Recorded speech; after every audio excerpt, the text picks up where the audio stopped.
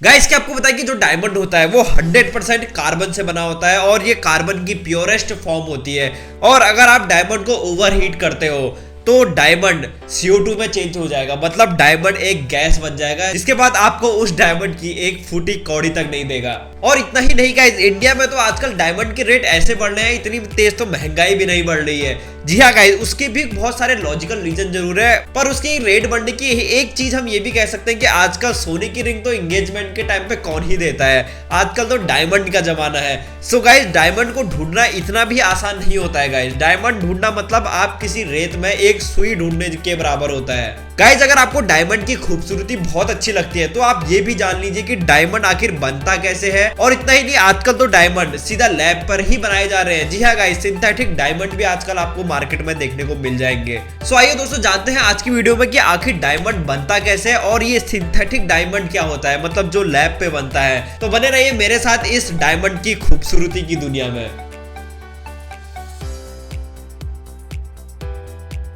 तो अगर आपको डायमंड को जानना ही है तो सबसे पहले आपको ये जानना पड़ेगा कि आखिर डायमंड होता कहाँ है, मतलब हमें अगर इसे डायमंड ढूंढना है तो हमें ये मिलेगा कहाँ पर। गाइस जो प्योर डायमंड होता है वो 150 से 200 किलोमीटर धरती के नीचे पाया जाता है, वो भी अर्थ के क्रस्ट में। सो गाइस अर्थ के क्रस्ट में इंटेंस हीट और इंटेंस प्रेशर होता है, मतलब बहुत ही ज्यादा प्रेशर होता है जिसकी वजह से जो कार्बन एटम्स होते हैं वो क्रिस्टलाइज हो जाते हैं और एक डायमंड बना देते हैं। अब गाइस जिस कंडीशन में डायमंड बनते हैं, अगर मैं आपको उसका एवरेज टेम्परेचर भी बताऊं तो वो है 900 से लेकर 1300 डिग्री सेल्सियस। और डायमंड बनने के लिए सिर्फ हीट ही नहीं लगती है, उसके साथ प्रेशर 45 to 60 किलो बार्स तक का प्रेशर लगता है, मतलब अर्थ के एटमॉस्फेरिक प्रेशर से 50,000 ज्यादा प्रेशर वहां पर क्रिएट होता है। अब गाइस इतने सारे इंटेंस प्रेशर में अगर डायमंड 150 किलोमीटर से लेकर 200 किलोमीटर नीचे अर्थ के क्रस्ट में अगर डायमंड बन रहा है तो आखिर उसे निकाला कैसे जाता है, तो वो आखिर हमें कैसे मिलेगा। अब गाइस अर्थ के क्रस्ट में जो ये प्रेजेंट डायमंड्स है,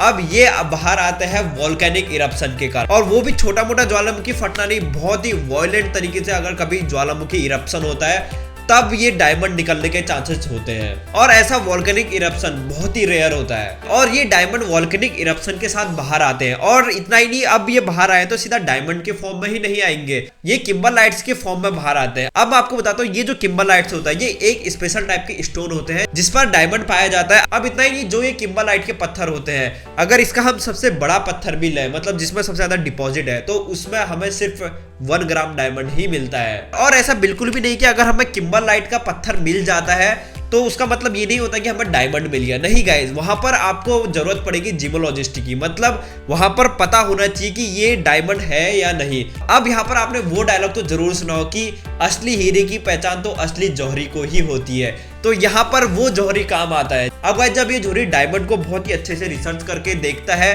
तब उसे पता चलता है कि ये डायमंड है या नहीं। अब गाइस आपके दिमाग में एक क्वेश्चन जरूर होगा कि अगर डायमंड मिलना इतना मुश्किल है तो आखिर डायमंड आते कहां से हैं? तो इसका आंसर आपको अभी थोड़ी देर में मिल जाएगा, पर मैं यहाँ पर आपको इंटरेस्टिंग चीज बताना चाहूंगा। अब यहाँ पर जरूरी नहीं कि जो डायमंड है वो हमेशा वोल्केनिक इरप्शन से ही बाहर आए, यहाँ पर डायमंड माइनिंग भी की जाती है। जी हाँ गाइस, अब डायमंड माइनिंग करने के लिए आपको बहुत बड़ा गड्ढा खोदना पड़ता है। अब ऐसा नहीं कि आप कहीं पर भी खोद दोगे, सबसे पहले आपको उसके इन्वायरमेंट देखना पड़ता है, कंडीशन देखनी पड़ती है। जब यहाँ पर जियोलॉजिस्ट को लगता है कि यहाँ पर डायमंड होने की संभावना है तब उसी प्लेस को खोजा जाता है, और वहां पर अगर मिनरल से मिलते हैं तब उस प्लेस को और खोदा जाता है। सो गाइस जो ये डायमंड माइनिंग होती है, फिर जो इसके पत्थर होते हैं ये जाते हैं लैब में। सो गाइस इसका बहुत ही लंबा प्रोसेस है, तो मैं इस पर एक सेपरेट वीडियो बना दूंगा और मैं उस वीडियो में डायमंड माइनिंग कैसे की जाती है और क्या क्या स्टेप उसमें फॉलो होते हैं वो सारा कुछ डिटेल एक्सप्लेन कर दूंगा। तो अभी हमारा टॉपिक है डायमंड। अब गाइस अब अगला क्वेश्चन ये आता है कि आखिर डायमंड बने की चीज से होते हैं। अब आपको तो इतना पता ही है कि जो डायमंड होता है वो कार्बन की प्योरेस्ट फॉर्म है जिसमें 100% कार्बन पाए जाते हैं। अब गाइस यहाँ पर बहुत सारे साइंटिस्ट ये कहते हैं कि जो डायमंड होता है वो प्योर फॉर्म तो है ही कार्बन की, और उसके साथ ही साथ ये 4 कोवेलेंट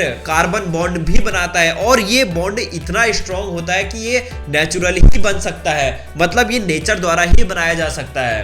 तो इसी 4 कार्बन के कोवेलेंट बॉन्ड के कारण diamond are the hardest natural substances on earth. अब गाइस अगला क्वेश्चन आपके दिमाग में ये होगा कि आखिर डायमंड को बनने में कितना टाइम लगता है। So guys truly I am speaking, इसका आंसर अभी तक किसी के पास भी नहीं है। इस पर कुछ मंथ भी लग सकते हैं, कुछ ईयर भी लग सकते हैं और कुछ हजारों साल भी लग सकते हैं, क्योंकि डायमंड कंडीशन, सोर्स, टेम्परेचर, इन सारे फैक्टर्स पे डिपेंड करता है। अब ऐसा तो है नहीं कि ह्यूमंस वहां पर टेम्परेचर बढ़ा दे, प्रेशर बढ़ा दे, ऐसा तो है नहीं, क्योंकि वो अर्थ के क्रस्ट में है, वहां पर इंसान तो जा ही नहीं सकता है। तो जब वहां पर इंटेंस हीट और इंटेंस प्रेशर बनता है, तब उसके बाद डायमंड बनने की संभावनाएं नजर आने लगती हैं। तो गाइज हम इसका आज तक एग्जैक्ट आंसर नहीं बता पाए कि आखिर डायमंड को बनने में कितना टाइम लगता है। अब गाइस पूरे वर्ल्ड में जितनी तेज गति से महंगाई नहीं बढ़ रही है, उससे तेज गति से इसके तो रेट बढ़ रहे हैं। तो उसका रीजन यही सब है गाइस। अब इसी चीज को देखते हुए डायमंड की डिमांड काफी हद तक बढ़ चुकी थी, तो फिर साइंटिस्ट ने कुछ ऐसा किया कि डायमंड की पूर्ति अच्छे से हो सके और हर इंसान को डायमंड मिल सके। तो उन्होंने डायमंड लैब पे बनाना स्टार्ट कर दिया। जी हाँ गाइस, सिंथेटिक डायमंड बनाना स्टार्ट कर दिया। सो गाइस अब आप ऐसा मत सोचिए कि अगर आपके पास डायमंड का कुछ भी चीज है तो वो फेक है, तो वो फर्जी है, मतलब वो नकली है। नहीं गाइस, जी हाँ गाइस, जो सिंथेटिक डायमंड होता है वो same to same real diamond जैसा ही होता है। उसकी जो कंपोनेंट्स होते हैं, जिन चीजों से मिलकर डायमंड बनता है, वो उन्हीं चीजों से सिंथेटिक डायमंड भी बनता है। अब गाइस जो लैब में सिंथेटिक डायमंड बनाया जाता है वो कॉपी है, मतलब जो नेचुरल डायमंड जैसा बनता है। अब लैब पे भी इसे इतना ज्यादा इंटेंस प्रेशर दिया जाता है और इंटेंस हीट दी जाती है, जिसकी वजह से जो कार्बन एटम्स है वो क्रिस्टलाइज हो जाते हैं और एक डायमंड बन जाता है, और उसे फिर अलग अलग तरीके से डिफरेंट शेप्स में कन्वर्ट किया जाता है। अब गाइस आप जो भी रिंग पहनते हो और डायमंड के अगर आप नेकलेस पहनते हो, तो मोस्टली जो डायमंड्स होते हैं वो सिंथेटिक होते हैं, और ये भी सेम उसी तरीके से बनते हैं जैसे नेचुरली बनते हैं। पर यहाँ पर मैं अपना ओपिनियन दूं कि तो ये तो सबसे बड़ा बेस्ट है। अगर सिंथेटिक डायमंड लैब पे बन रहे हैं तो इससे अच्छा कुछ नहीं हो सकता। डायमंड माइनिंग के वजह से इन्वायरमेंट को काफी नुकसान जरूर होता है। और अगला फायदा आपको सिंथेटिक डायमंड का ये देखने को मिलता है कि ये रियल डायमंड से 40% इसके रेट कम होते हैं। अब गाइस यहाँ पर एक इंटरेस्टिंग क्वेश्चन है। अब आप कहेंगे क्या हम रियल डायमंड और सिंथेटिक डायमंड को पहचान सकते हैं? तो इसका आंसर है बिल्कुल भी नहीं। जी हाँ गाइस, बहुत सारे जिमोलॉजिस्ट ने भी ये बात बोली कि रियल डायमंड और सिंथेटिक डायमंड को एक साथ अगर रख दिया जाए तो इनको पहचानना नेक्स्ट टू इम्पॉसिबल है। मतलब एक तरीके से ये इम्पॉसिबल ही है, क्योंकि जो सिंथेटिक डायमंड होता है वो नेचुरल डायमंड की एक कॉपी ही तो है। सो आई होप गाइस आपको आज की इस वीडियो से काफी कुछ जानने को मिला होगा। अब आपको नेक्स्ट वीडियो में ये पता चलेगा कि आखिर डायमंड की माइनिंग किस तरीके से की जाती है, उसमें क्या क्या प्रोसेस होते हैं और कैसे ये इन्वायरमेंट के लिए हानिकारक होता है। सो गाइस अगर आप चैनल पे नए हैं तो चैनल को सब्सक्राइब करना मत भूलिएगा। तब तक के लिए थैंक यू सो मच।